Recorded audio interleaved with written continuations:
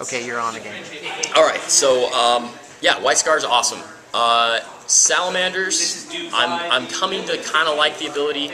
They have the ability, they re-roll failed rolls to wound That's nice. with their flamers. Okay, that's awesome. And they also re-roll failed armor saves against flamers. So that's failed saves. Failed saves versus flamers. It's pretty. That's awesome. It's pretty nice. Flamers are more prevalent nowadays. Yeah. I mean that's nice. And then it'll work. Yeah, anything that's a flamer. It's not a template. So against my but Wraith flamer, Guard with D size, AP2. Oh. Okay, go ahead. Yeah, no, it won't really work against them. But if I had an invulnerable save, I would get to reroll invulnerable saves against them. That's nice. It's nice against the ball or the Bale Flamer on the Helldrake, because if you can stick a guy who has a 2-up armor save in the unit somewhere, obviously it doesn't really work as well because he'll still be able to kill off some guys. Because the way the Torrent Flamer works is he can go out 12 inches and then put the template where he wants, so he gets to choose the angle at it.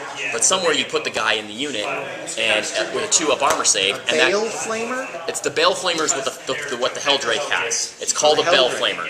Okay. The Helldrake's weapon is called a Bale Flamer. Got it. All right.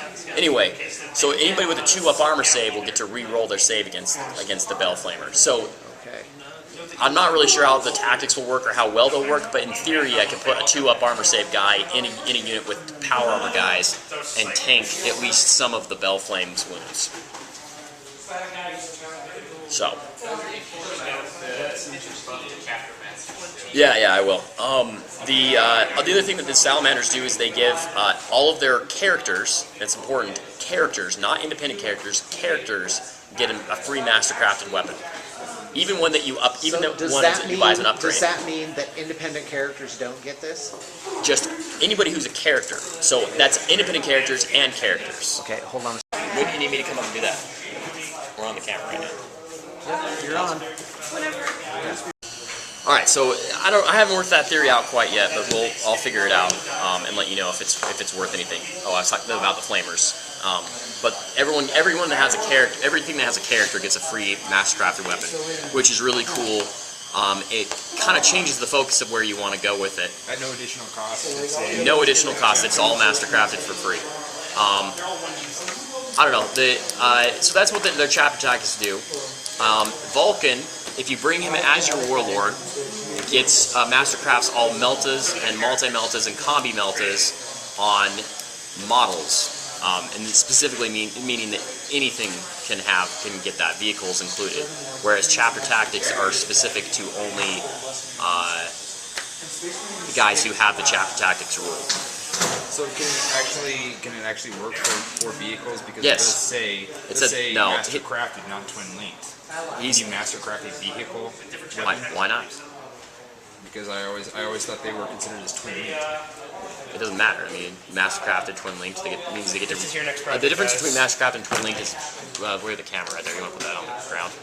No. Oh no. The difference is mastercrafted. You only get to reroll 1 to hit roll. Hey, you know who the worst? I'm gonna get trolled here, by the way. You know who the worst Space Marine anything is Logan Grimnar. Oh, not me. In fact, it's Nate that's getting trolled. He's the worst because he has that one less wound. Oh yeah, that one last wound. He's so awful. That guy who can choose per round of combat whether he's striking an initiative 5 or initiative 1. Yeah, that guy. He's bad. Don't worry, I'm with you. He's really awful. Anyway, yeah, that's kind of a shtick we've got going on right now. Nate was claiming the other day that his Space Wolf Dex was not like the most amazing Dex ever. Yeah, what I said was it's the best Space Marine Dex there is, and I even claimed that after I had I still claim that even after I have the new Space Marine Codex in hand, and he's like, well, about it. Sorry, it's totally true. All of you out there in internet land. Did it? Okay, so what... This is not what this talk is about. We can have this talk later. Ultramarines.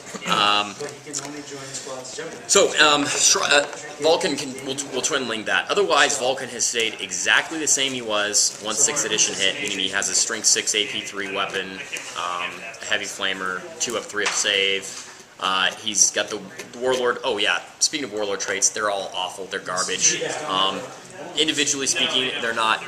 I mean, it's better to have a Warlord trait than not, I suppose. But the problem is that every other Dex that has come out, including the Chaos Dex, has better Warlord traits than this. In fact, oh yeah, even better than the Chaos ones.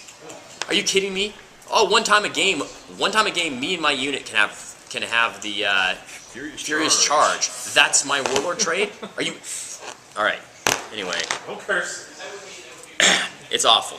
Not happy with it. Other chapter tactics. The Imperial Fists have Bolter Drill, so they get to re-roll rolls of 1 with their Bolter weapons, except if they're Stern Guard using any of their special rounds. Which is still kind of cool because you don't have to pay the Lysander tax to get that. That's just army. No, but Lysander actually twin linked a unit. Not re-rolls of 1s, he twin linked a whole unit. It was really good in 6th edition hit was really good because guess what? You buy a Lysander, you buy a 10-man Stern Guard, you put them in a drop pod, bam! You got a unit that's really, really nasty at shooting, plus you don't really want to charge it because it has Lysander in there, and he tanks the wounds for them. Oh, and all their weapons are twin linked. Now, you can't even put Lysander in the same thing in a drop pod with 10 guys, you have to put them in the unit with 8 guys. Oh yeah, and guess what? Okay, they can re-roll 1s. Not with their special weaponry though. And guess what? Stern Guard are going to spend the vast majority of their time rolling their special shots. They're not going to use a regular bolter round. Why would you use regular bolter round when any one of those other rounds is better? Well, you wouldn't. There you go. You just proved my point to me. But the rest of the, I mean, okay, you're right. Oh god. Oh, here we go. Here's the argument. Tac squads. Wow, tac squads are so awesome, guys. Man. I didn't say they were awesome. No, everyone has this, in my opinion, false idea that tac squads are a great backbone to your army and they do amazing things. And don't get me wrong, they capture. They're cheaper than bringing a bike army and doesn't make you have to bring a bike army, which has its own advantages and disadvantages. And they have a better ballistic skill and armor value than scouts do, ballistic skill and weapon skill. But they're not what destroys your enemy, the enemy army, and they're also not what survives a lot of attention. Tactical squads don't survive a lot of attention. Anything that's even slightly dedicated to close combat is most of the time going to beat them. Anything that's even slightly better at shooting than them is usually going to outshoot them and kill them. So people, and you know, people can say tactical squads are awesome. I bring 2 10-man tactical squads in most of my armies and combat squad them every game, and that's it. That's as far as I bring tactical squads. I will not spend any more points on them than I have to. So it's frustrating to me that the Imperial Fist powers basically are forcing them to be bolter heavy. Now don't get me wrong, having it for heavy bolters is kind of cool because there's several heavy bolter units that are pretty awesome. But having it for bolt guns and for tactical squads, whatever. You're gonna end up getting 1 or 2 more hits that still need force to wound, and the guy's still gonna get armor saves or cover saves the vast majority of the time. Go ahead and keep rolling your eyes, Grey Hunter user. Go ahead and keep rolling your eyes. Hey, you know what? I would have a lot less to talk about. I mean, I would feel like Grey Hunters weren't nearly as broken as they are if I had the option of paying even 2 points, which would cost me 1 more point than a Grey Hunter costs, to give my tactical marines a butter knife. Therefore, they would get 2 attacks in close combat. It doesn't happen. Basically, if I'm playing my salamanders, which is what I'm going to be playing, I'm going to bring a power fist on my veteran sergeant, and I'm going to consider all the other guys in the unit extra wounds for him. That's the way I have to look at it. And in general, maybe that's the way you have to look at it. But it's really frustrating when you have kind of everyone's like, oh, they're so amazing. And sorry, guys, Just don't see it in comparison. Maybe in 5th edition when Fire Wars were really much more awful than they were, and so were Guardians. Now I lose close combat against Guardians. Now I lose shooting duels with Fire Wars even more than I already did. So orcs are always going to beat me in close combat. I had it happen to me last night. Played a game, well, not last night, but Saturday. Played a game against orcs. Tactical Marines still lose close combat against them. Anyway, so that's the one power of the Imperial Fist. The other is that their Devastators have the Devastators and Centurions, or Devastator-Centurions have the Tank Hunter rule, which actually seems pretty cool for the Devastators. I don't necessarily like, and it could even be great for the Centurions in some ways. Centurions a little bit. I'll get to the Centurions. I'm doing chapter tactics right now. The Centurions, or anyway, the Devastators, Tank Hunter's a pretty good rule. My problem is I don't like the idea that they're basically if you want to play with Pedro Cantor, who's amazing, by the way, he's still really good. I have nothing bad to say about Pedro Cantor except for the fact that I can't bring him with chapter tactics other than Imperial Fist chapter tactics. And Lysander's pretty good. I don't necessarily like. Lysander cost 30 points more than he did, and the only thing that he got was got for that. Well, he got an Iron Halo for some reason. Because he has 3 invuln saves. He has a 3-up, a 4-up, and a 5-up. So suck it, Vindicare. You have to shoot him 3 times to get rid of his invulnerable save. Yeah. Anyway, the only thing he got for 30 points was a bubble around him that is basically a company banner. So reroll pinning and morale tests, which in theory is pretty cool. I think it's just morale and pinning tests. In theory, it's pretty cool. Would I spend 230 points on Lysander? Yeah, probably. He still has a Strength 10 AP 1 Thunderhammer, which is cool.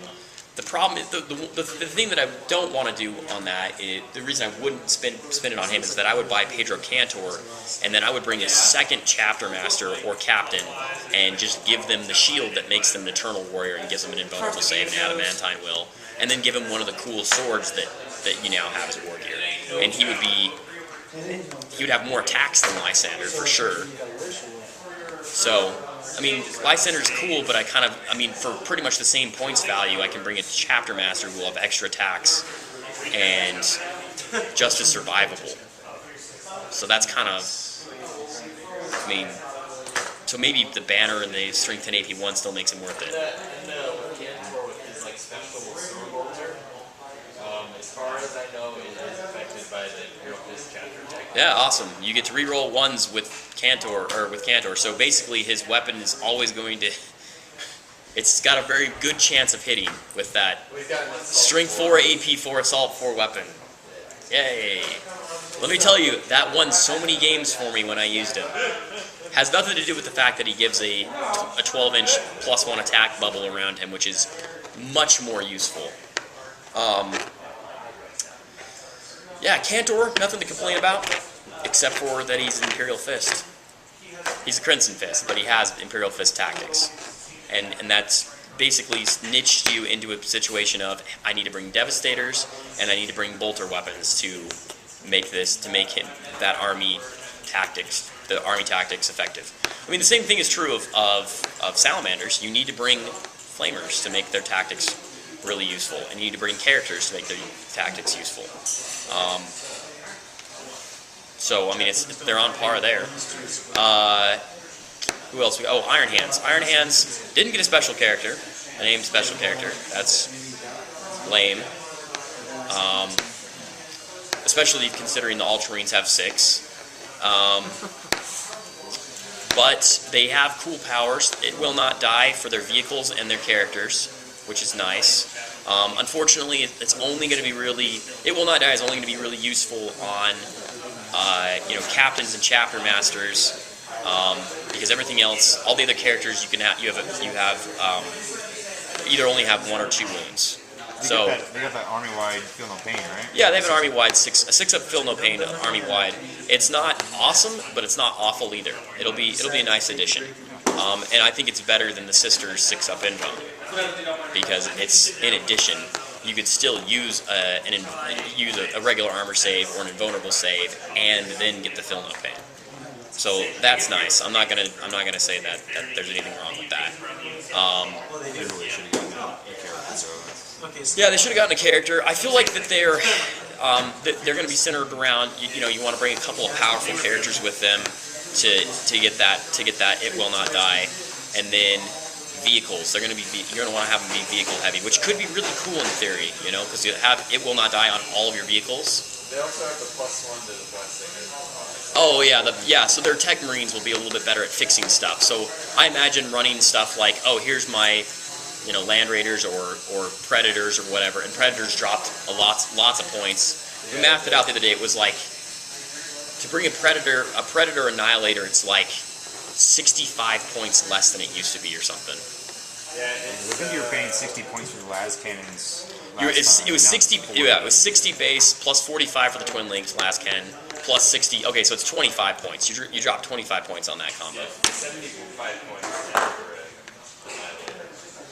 See, it's 25. 25 for a full annihilator with the las cannon side sponsons. So that could be really nice because it means that a tech marine, which is 50 points, and got moved to HQ slots. So you basically you can bring 2 of them if you brought 2 characters, which is nice. It's just a little extra buff guy that you can have running around. You could. The nice thing about the Iron Hands too is you could run. They would be the only time that I think I would run a Master of the Forge, because the Master of the Forge is exactly the same as he was, except for it costs you 20 extra points to bring a conversion beamer now. He does have access to the special issue or the special war gear. Yes. Talk about Legion of the Damned. So Josh. Oh yes, Legion of the Damned. Well, real quick, that's pretty much everything on Iron Warriors anyway. Or Iron Hands, sorry. Legion of the Damned dropped 5 points. Have access. Their upgrades are cheaper than they were. They're otherwise the same. They do not benefit in this edition. Last time they benefited. If you brought a character who gave you a benefit, for instance, Shrike, giving Fleet. Legion of the Damned got Fleet last time.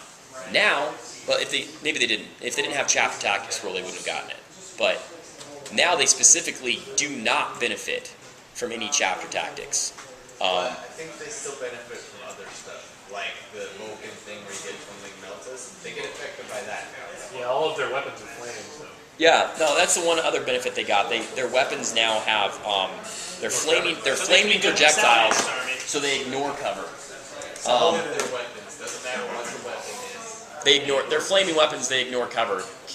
Yeah, all those times you can take cover saves in close combat. Plasma cannon ignores cover. Plasma gun that ignores cover. Yeah, and they're slow. They're still slow and purposeful. My problem with them is that I look at them and I think, yes, I could have a plasma cannon that ignores cover, or I could just bring a unit of Stern Guard, and they get out of drop pod on turn 1, not on turn 2, maybe, and they get to spread out and shoot it ignores cover round. Yes, I don't get to affect a 2-up somebody with a 2-up armor save. On the other hand, I'm not sitting in a clump somewhere where I get to shoot my 1 round of shooting and then get in return pummeled by blasts and shot out from just shot to pieces because I have a 3-up invuln save, and people in 6th edition don't care. They're just going to shoot enough shots to kill them. I think they're definitely useful now, unlike they were before. I remain to be convinced. Why? I mean, it's one of those situations where it's like, why would I use this when I could use that in the same force slot? Because I think that you can bring more Stern Guard for cheaper, and they'll be more versatilely effective. That's my problem with them. They're never, once you hit the table with them, they're pretty much never going to get anywhere. They're slow and purposeful. They cannot run. They, you know, you can't take a transport with them. They're just kind of meh. I mean, and you don't even really want them in close combat anyway. Because sure, they have 2 attacks and they have a 3 invuln save, but here's my unit of orc boys. They charge you. Oh, look, all those Legion of the Damned guys died. They're all dead. Whatever. Centurions. Talk Centurions. Every other codex that has come out has gotten something big and new and awesome. Maybe demons didn't get it, but demons also got it. The chariots. They got the chariots, and the chariots were yeah, right? Nobody really uses the chariots, but they got such a revamp that basically everything was new. The Centurions are supposed to be the Space Marines' new big thing. Something that we all were like, hey, hopefully this unit can deal with Wraith Knights. And yes, if you bring the shooty version, and you get within 24 inches of a Wraith Knight, you can kill a Wraith Knight with Centurions. Yes, that's a thing. On the other hand, that Wraith Knight is a jump troop, a jump monstrous creature, that has a much vaster range than the weapons on the Centurion the weapons the Centurion can bring that are going to be useful to kill a Wraith Knight. So the Wraith Knight can either be stupid and get within 24 inches and get shot down, or it can stand out on the corner of the board with its, 36-inch plus 12 inches of movement, 48-inch double fire pikes or whatever they're called, that are strength 10 AP2 weaponry, AP1, AP2, whatever. Strength 10 weaponry that looks at a Centurion, especially a Centurion that's dumb enough to wander out in the open and be like, oh, you're dead. The Centurions have a 2-up armor save, toughness 5, 2 wounds. That's it. No invuln save, no fill, no pain, no Eternal Warrior, nothing. They don't. And guess what? To boot, they're slow and purposeful. They cannot run. They cannot deep strike. The only way to get them across the table is to bring extremely expensive transport, a la Land Raider or Storm Raven, both of which they take 3 spots up in. So, Unless you got a Crusader. Crusader. Yes, a Crusader could bring a full unit of 6 of them. That's the maximum size. Woo! I'm paying 190 points base, plus 60 points for each one of these guys, plus my 250-point Land Raider. Yeah! That's so awesome! Oh, somebody just put a Melta in and it's blown up and then it's over.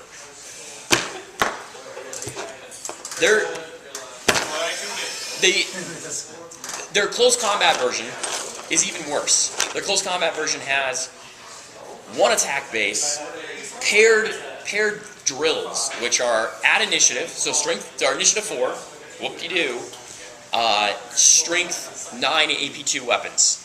So, let's just talk about a Wraith Knight, for instance. A Wraith Knight will be like, oh look, that's so cute of you that you charged me with that. I go before you. I only need to hit you 3 times and wound you 3 times, and all of you are dead before you get to swing at me. Pretty easy when I have 4 attacks, especially if I have a sword, and what happens if he charges, which, by the way, everybody, the Wraith Knight's going to get to charge them, not the other way around. They are utterly not worth their points. I would rather spend 190 points base for the close combat guys, no upgrades. I would rather spend another 35 points on top of that and bring 5 Thunderhammer Naders. My Thunderhammer Naders are going to have a much better chance against something like a Wraith Knight.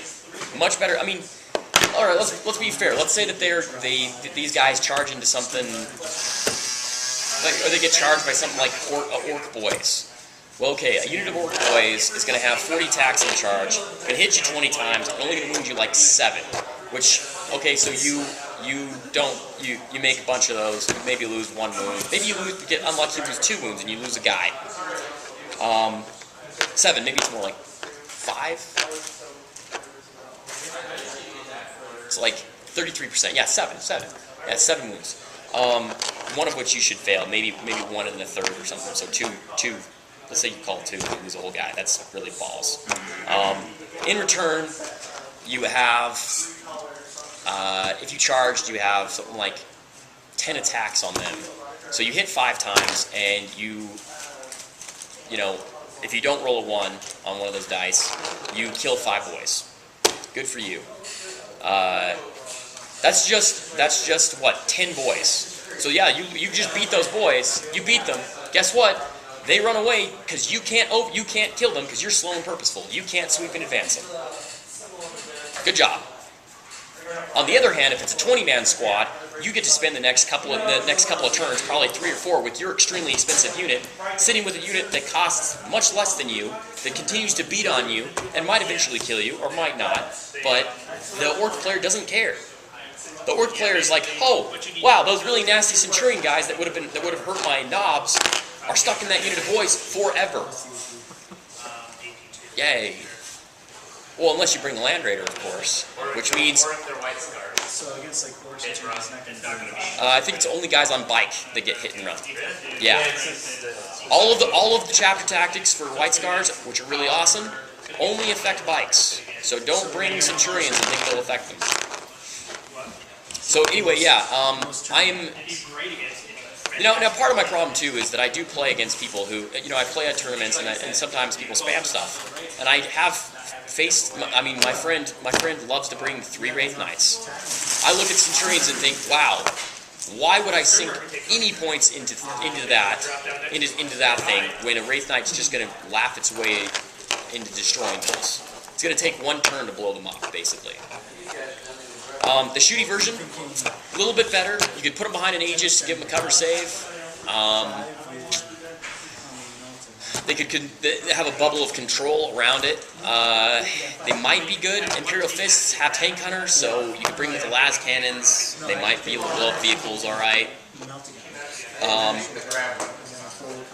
The grab weapon, the grab amp, is really useful against the enemy heavy unit. So what they could be is they could be an area denial kind of thing. You put them behind an Aegis, and put the Aegis like 6 inches up from your deployment zone. They deploy behind it, they move up, and they've got an area denial somewhere in the middle of the board, basically, of, hey, if your nasty unit comes up here and doesn't kill my guys first, then I'm basically going to be able to shoot you down with my grab weapons, which are, awesome. So, like Terminators would be like, oh, that's terrible, I don't want to go near that, because they have re-rollable, they wound me on 2s, and they re-roll the wound, so, and AP2, of course. So that can be really brutal. To do that with that unit, you're paying something like 250 points. And all I have to do is just keep my Land Raider, or keep my Terminators out of that area. And if I can get your Centurions to come out, if I have something that ignores cover, or keep my get your cover safe somehow. All I have to do is throw AP2, a minimum of 6 unit of 3, 6 AP2 wounds. That's it. That's all I need. 6 AP2 wounds that you don't get a cover save from, and your investment is gone. That's the part that really bothers me about them. Oh yeah, and then if they use the grab amp weaponry against a unit with if that's what they have, they're useless against vehicles. Even with the reroll, only on a 6 are they going to immobilize someone. So maybe they do enough to break a vehicle, right? To just get rid of it. Again, the area denial thing. The problem is that most of those vehicles can either A, not care because they've crossed the distance they need to, or B, stay outside that the 24-inch and 30, let's say for their movement, 30-inch range, and shoot shots at these guys. So I guess, one use you could bring with them is if you're willing to spend the points on them, plus an Aegis basically to make sure they have a cover save, you can like I said, set up that area denial in the middle of your army, in the middle of your board. The problem is that because they're such a point sink, and because you're spending so much, you're either going to sink your whole army into them and have kind of a gun line, which maybe that's what the Imperial Fists will do, and that'll be just fine. Or that might be a thing. But once they're gone, you've spent such a chunk of your points on these guys, and they're, in my opinion, likely to be gone quickly. You just wasted a bunch of points, in my opinion. I don't know. I'm very, very skeptical of them. Way more skeptical than I was of anything else. I was semi-skeptical of Wraith Knights. I am extremely skeptical of these guys. I'm gonna have to see them. I'm gonna have to use them multiple times in kind of games to try and try them out and see how good they do before I'm willing to say, hey, that's worth that's worth a heavy support slot for the shooty version. And the close combat version, I am completely unconvinced that they're worth it. I'm completely unconvinced that they're why. I mean, why would I bring them when I mean, they're going to do as much damage in close combat as a unit of 5 Thunderhammernators are going to have the same number of attacks and more on the charge than them. No, actually, I'm sorry. They're going to have 5 if they get charged, or 10 if they get charged. The Centurions have 10 if they charge. You know, and they're comparable point values, and I just don't see them. I don't see them doing as much counter damage. Like if I were just holding them back behind my Aegis, if I had a gun line, for instance. And otherwise, I have to. I mean, I basically am putting the same amount of investment points in that I would put into a unit of Thunderhammernators. I mean, I guess there's one other argument you could bring. You could be like, hey, I'm going to bring a character, put a 2-up, 3-up save on him, and have him tank for the Centurions. But I mean, it's the same idea that I've been talking about the whole time. Is that you can't just bring the unit and have it fit the situation. You have to spend extra points on it to make it useful in that situation. And it's not cheap stuff. It's not like, hey, I can bring in a Stern Guard, and if my Stern Guard are sitting in the bushes back here, they may never do anything during the game. Whereas I can spend 35 points, put them in a drop pod, and I know they'll do something on the other enemy into the table. Here's my 200-point Storm Raven, or here's my 250-point Land Raider. Here's my 100-point Aegis, and making sure that all the rest of my army kind of fits that, right? I mean, it doesn't do me any good to have them spend 100 points on an Aegis and put them behind it if the rest of my army's drop podding, deep striking, has bikes or something like that. That's not really worth it. I just don't see it being effective. Anyway, that aside, back to the chapter tactics. Let's see, I haven't talked about Raven Guard, right? That's the only other one I haven't talked about. So, he was excited for this. I was really excited for Raven Guard. Like, I wanted to play them really bad. Like, I wanted to finish out my Salamanders. I was like, okay, I'm going to finish the Salamander chapter out, just be like, or company out. They'd be like, bam, they're done. Here's my, and start playing. I even have a couple of my characters. I already got a paint scheme up for everything, and I was super excited about the Raven Guard. Meh. They're meh. They have an ability, chapter-wide. First off, Shrike doesn't have, Shrike, can bring a unit of jump packers and infiltrate with him. You can join them before he infiltrates, basically. So he's the only one that can really do that in the game. He specifically can join a unit of jump infantry, and then he has infiltrate, so that he can infiltrate them. But he's the only one. That, by the way, is something that some people have some confusion about. Infiltrate specifically says that they deploy after everything else is deployed. So if you have a special character doesn't join a unit until it's deployed on the table within 2 inches of coherency. So if a special character has, independent character has the infiltrate rule, he cannot deploy and then cause that unit to be able to redeploy as infiltrators. That doesn't work. So the only one that can bring a unit and infiltrate with it, unless the unit has infiltrate itself, is Shrike. But anyway, that's the only thing that Shrike does. He dropped 10 points. He doesn't give the army fleet. I mean, him giving fleet to the army was only worth 10 points. Yeah. Him as a character is not worth the amount of points that he pays. If we were to figure it out exactly, I'm going to go do this afterwards. Figure out exactly how much that. The fact that he has stealth and infiltrate, how much that, and he can join a unit, how much that costs him. Explain to them about the very vocal about being able to. Right. No, I'm talking about Shrike, but then I mean, the Raven Guard chapter tactics are all of their guys get, everyone who has chapter tactics, so not vehicles, get the scout and stealth rule on the first round of the game, except for if they're bulky or very bulky. Now, there's a problem with that because jump packers are bulky. So what they're saying is no Centurions, no bikes, no Terminators, no jump packs can get can bonus from that. So your scouts, which already have scout and infiltrate, and can bring camo cloaks, which is the same thing as stealth, can do that. So if you want to be, hey, here's my scout army, they'll get +2 to their cover save if you bring camo cloaks on the first turn. But they already got the scout rule. Oh, and then tactical marines, which you already heard how much I like tactical marines. Oh yeah, stern guard and vanguard that are walking, or assault marines that are walking, can all benefit from the scout. Now, let me just reiterate this. It's models, meaning models that have the chapter tactics rules, meaning not their transports. Though there might be a loophole there, because there might be a loophole there. Anyway, so that's one of the rules. Followed by this even better one, which I just love this.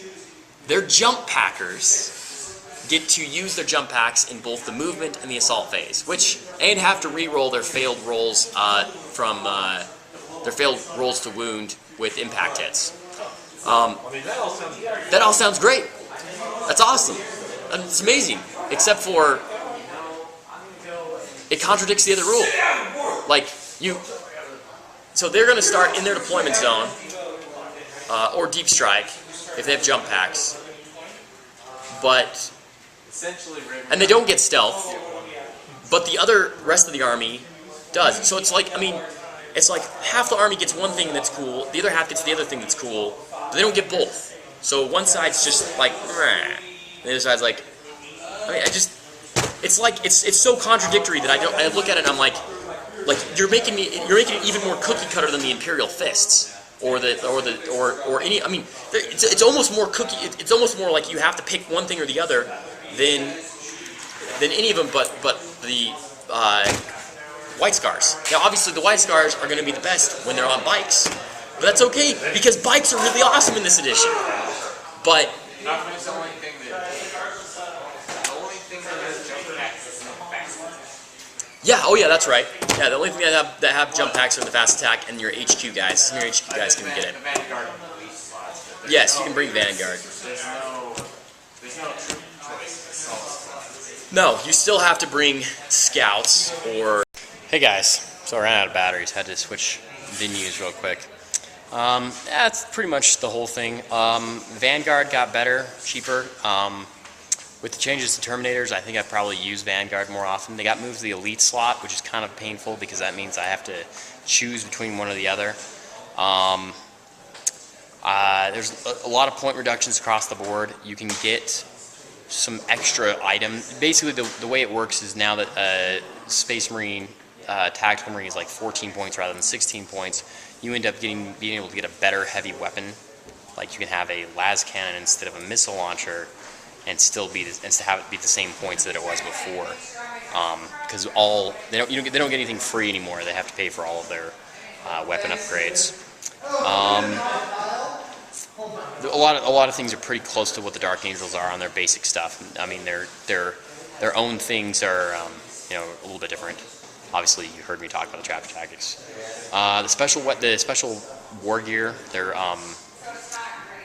relic items. All of their relic items are pretty cool. I'm not necessarily sold on the banner. You're paying 65 points rather than 15 points for a banner that can be brought by either Honor Guard or the Command Squad, luckily. But what it does is the benefit of the 50 points you're paying difference gives you the benefit of,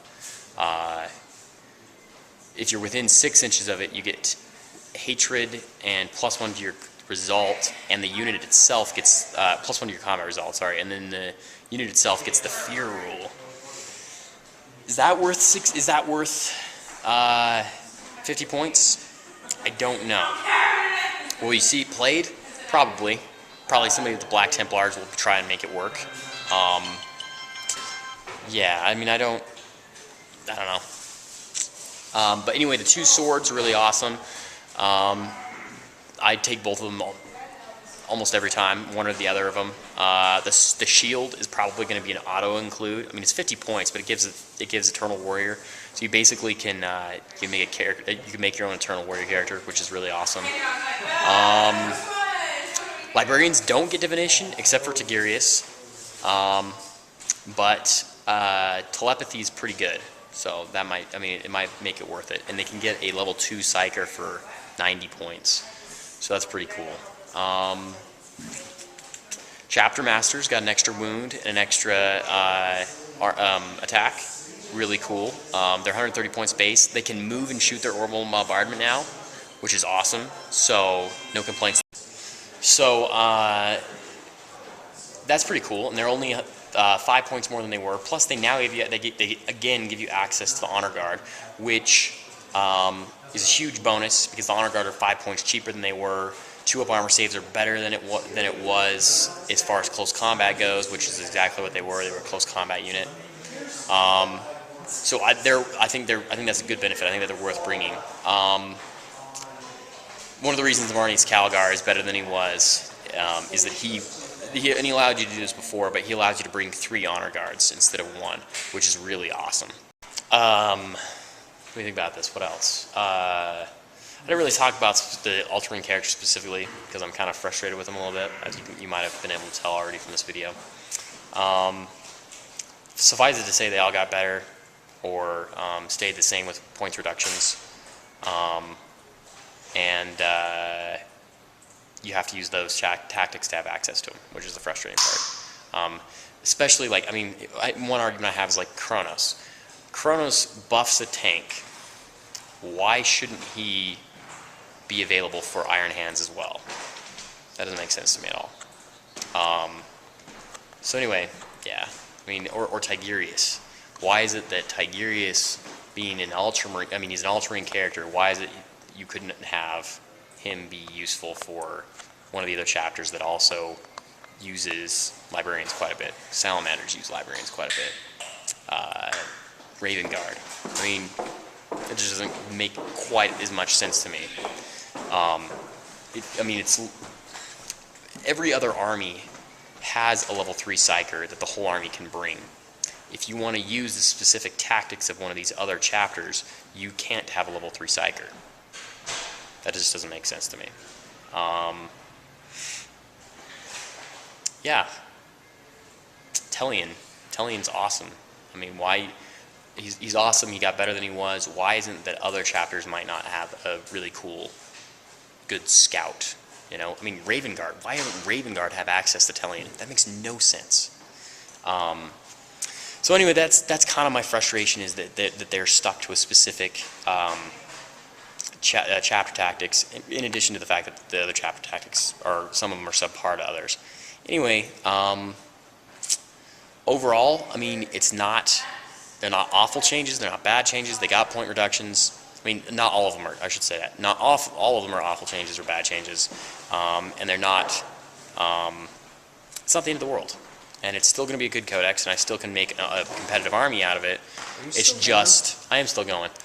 It's just, overall, it wasn't me jumping up and down with glee after reading it. Oh, that's too bad. It is too bad, and that's kind of. Is it going to be one of those books where you discover the wonderful longevity of it as time goes on? I'm hoping that will be the case. I mean, I'm hoping to be surprised by it. That's what I'll say. I'm hoping to be surprised by it. All right, I think you will be. Anyway, thanks for watching.